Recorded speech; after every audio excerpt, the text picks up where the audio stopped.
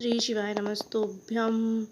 याद रखो, प्रतिध्वनि ध्वनि का ही अनुसरण करती है और ठीक उसी के अनुरूप होती है। इसी प्रकार दूसरों से हमें वही मिलता है और वैसा ही मिलता है जैसा हम उनको देते हैं, अवश्य ही वह मिलता है। बीज फल न्याय के अनुसार कई गुना बढ़कर। याद रखो, सुख चाहते हो दूसरों को सुख दो, मान चाहते हो तो मान प्रदान करो, हित चाहते हो तो हित करो और बुराई चाहते हो तो बुराई करो। याद रखो, जैसा बीज बोओगे वैसा ही फल मिलेगा। फल की न्यूनताधिकता जमीन के अनुसार होगी। याद रखो, हिंसा परायण लोग अपनी हिंसा के फल के से स्वयं नष्ट हो जाते हैं और जो साधु स्वभाव के लोग हैं वे अपनी साधुता के परिणाम स्वरूप समस्त पापों से छूट जाते हैं। हिंसा हिंसक को खा जाती है और साधुता पाप की प्रचंड अग्नि से साधु को बचा लेती है। याद रखो, हिंसा से साधुता की तुलना वैसे ही नहीं हो सकती जैसे जहर से अमृत की।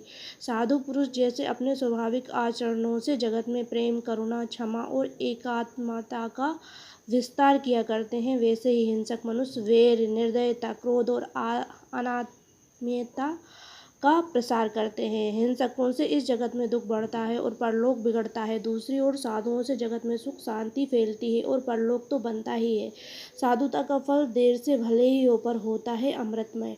याद रखो, मनुष्यों को पाप से सदा सावधान रहना चाहिए। जरा से पाप को भी सहन करना पाप के विशाल वृक्ष की जड़ जमाना है। मनुष्य जब एक बार पाप को स्वीकार करके उसमें फंस जाता है तो फिर वह दिनों दिन उसी में लिपटता ही चला जाता है और आगे चलकर उसी के संग में सुख का, यहाँ तक कि कर्तव्य का अनुभव करने मनुष्य जब एक बार पाप को स्वीकार करके उसमें फंस जाता है तो फिर वह दिनों दिन उसी में लिपटता ही चला जाता है और आगे चलकर उसी के संग में सुख का, यहाँ तक कि कर्तव्य का अनुभव करने लगता है। उसके पापों की एक ऐसी दृढ़ और मोहक श्रृंखला बन जाती है जिससे बंधन से वे सहज ही कभी छूट नहीं सकता और उसके नए नए रूपों पर मोहित होता रहता है। याद रखो, पाप करते समय अज्ञानवश सुख का बोध होता है।